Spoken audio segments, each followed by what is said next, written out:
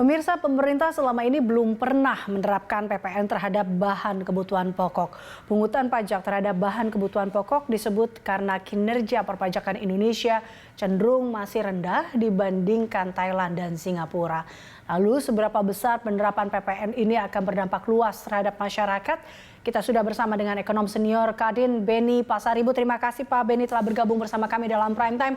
Pak Beni, Anda sendiri menanggapi terkait dengan rencana pemerintah yang akan menerapkan PPN terhadap bahan kebutuhan pokok ini seperti apa Pak Beni? Apakah ini sebuah keputusan atau rencana yang tepat menurut Anda? Ya, saya kira dua sisi ya. Saya kira para produsen sembako ini juga keberatan ya. Yang kedua tentu para pedagang yang pemungut juga, tambah yang ketiga itu konsumen. Karena ujungnya yang bayar ini konsumen sebenarnya, tapi yang kena dampak itu semua ini. Saya kira memang ini polemik berkepanjangan, seharusnya pemerintah bisa berpikir ulang ya untuk mengajukan hal seperti ini dalam suasana COVID pandemi ini, dan juga suasana untuk pemulihan ekonomi yang belum kelihatan tanda-tandanya ya untuk lebih cepat kita ini pulih.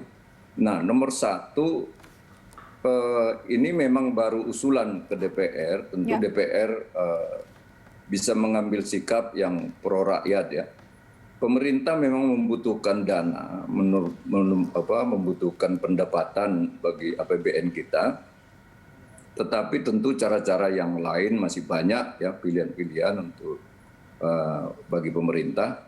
Nah, satu hal kalau kembali ke Undang-Undang Dasar 45, itu pasal 33 itu tentu cabang-cabang produksi yang penting bagi negara dan menyangkut hajat hidup orang banyak dikuasai oleh negara untuk tentu sebesar-besar kemakmuran rakyat. Saya khawatir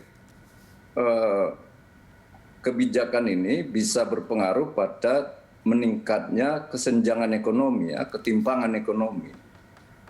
Jadi bukan hanya kemiskinan yang bertambah, ya, tetapi ketimpangan ini. Karena di satu pihak barang-barang mewah kelihatannya mulai diturunkan, ya, pajaknya, PPNBM-nya, dan saya lihat banyak juga dana-dana yang sudah disetor oleh masyarakat ini dalam bentuk pajak tetapi tidak sampai kepada negara karena dipotong sana sini atau dikorupsi ya. Karena petugas pajak juga masih ternyata ditemukan untuk ada kena ya korupsinya oleh KPK. Jadi saya kira optimalisasi yang ada sekarang itu di satu sisi harus ditingkatkan. Menambah base pajak itu salah satu yang kreatif juga, tetapi saya kira menambah base itu tidak mesti orang miskin diikutkan di situ itu. Nah, yang berikutnya saya melihat bahwa sembako ini dan banyak komoditas yang lain, jasa juga, yang tidak tidak masuk objek pajak ya, objek PPN. Nah, ini sesuatu yang mau dirubah untuk kena ya pajak atau menjadi objek pajak. Ini juga menurut saya kira ya kalau ini dalam keadaan normal dan pendapatan income per kapita itu sudah cukup tinggi, itu barangkali tidak menjadi begitu masalah. Tapi saya melihat bahwa memang perpajakan kita ini masih cukup rumit lah ya. Karena ada PPN kecil, pajak penjualan, ya, pajak pertambahan nilai. Kalau di berbagai negara udah satu pajak aja itu. Ya, di beberapa negara GST misalnya, General Sales Tax. Atau cukup pajak penjualan, jadi tidak ada PPN gitu, itu ada pajak penjualan. Oke, Pak Beni, itu aja udah. Baik, bisa Pak Benny, diringkas. maaf, saya potong, berarti dalam kata lain, ini koreksi bila saya salah, tidak hanya momentumnya yang salah, karena saat ini pada saat pandemi, momentumnya yang salah dan juga kebijakan yang salah menurut Anda, karena sebenarnya masih banyak objek-objek pajak lainnya yang bisa dipilih untuk mencari atau mendapatkan pendapatan tentunya terkait dengan kebutuhan perpajakan Indonesia. Seperti itu menurut Anda berarti? Ya, banyak cara lah yang kreatif untuk bisa meningkatkan pendapatan negara. Tetapi alasan untuk saya katakan tidak timing selain pandemi dan pemulihan ekonomi kita ini, yang kedua tadi saya katakan itu memang income per kapita kita itu masih kurang bagus ya, masih rendah. Kalau ini income per kapita kita sudah cukup besar, tentu dalam hal ini punya dampaknya begini. Kenapa income per kapita penting? Karena umumnya kaum miskin itu bisa 70-80% income-nya itu hanya beli sembako gitu loh. Ya, 70-80% beli sembako, sehingga dia kena pajak di situ itu sangat berat. Ya, sementara kalau orang kaya itu barangkali nggak sampai 1% dari income-nya, mungkin 0,0 sekian persen dari income-nya itu untuk beli sembako, dan itu kena pajak juga nggak apa-apa, ya kan, nggak terlalu kecil. Nah, saya kira ini lebih banyak bebannya itu kepada kaum miskin, ya, menengah ke bawah lah. Ya, Menengah ke bawah. Jadi menurut saya ini dua hal timing yang kurang tepat. Ya, ini kalau kita lihat juga apa yang diharapkan dari Pak Presiden bahwa ingin meningkatkan daya beli masyarakat dengan adanya rencana ini, dikatakan tentunya ini akan malah membuat daya beli masyarakat semakin menurun. Karena ini dikatakan bahwa diprediksi kenaikan pajak ini sekitar 12%, bahkan nanti akan ada daya beli masyarakat kemungkinan akan turun 12% juga. Anda melihat seperti itu, Pak Benny? Ya betul, jadi daya beli pasti menurun. Nah, yang paling sulit itu adalah kenapa saya sebut juga petani, para produsen juga kena, itu karena harga-harga di tingkat produsen ini kan sering masa panen justru jatuh harganya. Ya, masa panen jatuh harganya, sehingga kita melihat bebannya itu juga kepada petani, karena kalau dikenakan lagi pajak, bayangkan kalau ada barang impor masuk, ya murah meriah gitu itu ya. Nah, ini sementara petani-petani ini udah kena pajak di ujungnya.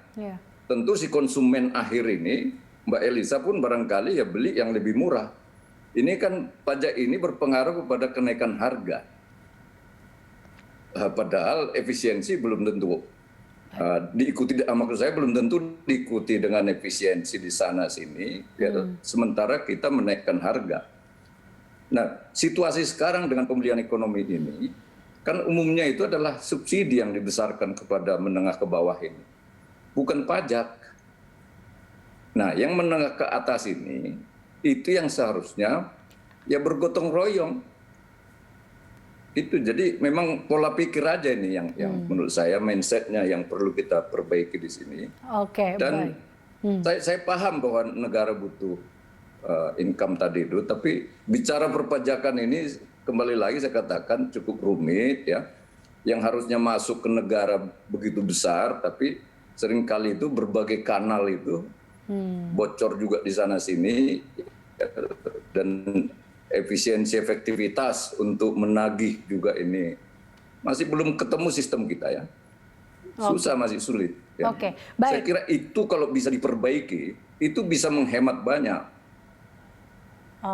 Formula yang tepat menurut Anda, Pak Benny, berapa sih kalau sistem dilihat? Prosedur.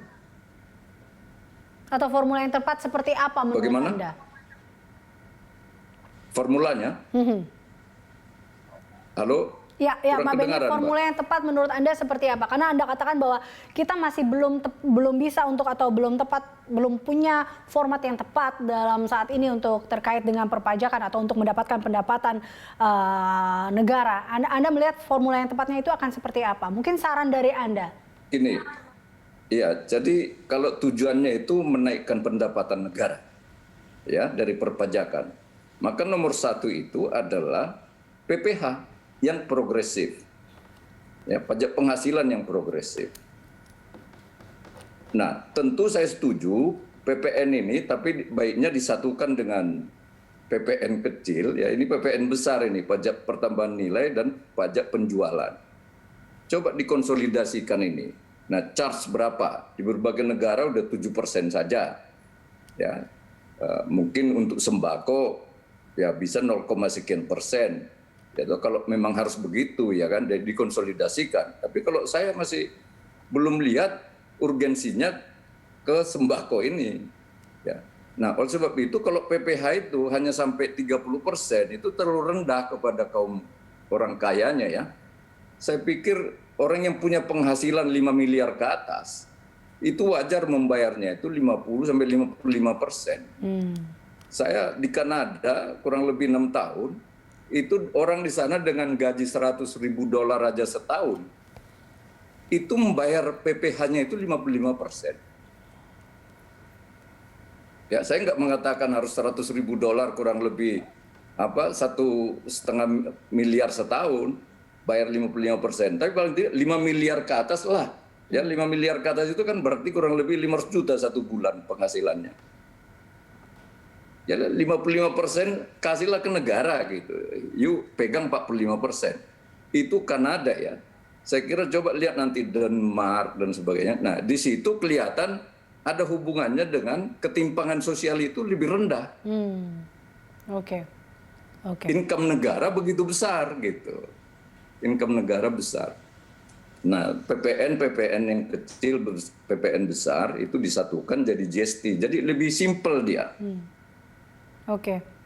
Oke, baik Pak Benny. Berarti memang harus ada kebijakan ini dikatakan memang harus dicek kembali ya. Seperti itu ya Pak Benny, Anda sepakat bahwa rencana... Ya reformasi lah, reformasi. Ya reformasi di situ penting. Baik, terima kasih Pak Benny Pasaribu telah bergabung bersama kami dalam Prime Time. Pemirsa, Benny Pasaribu, ekonom senior Kadin.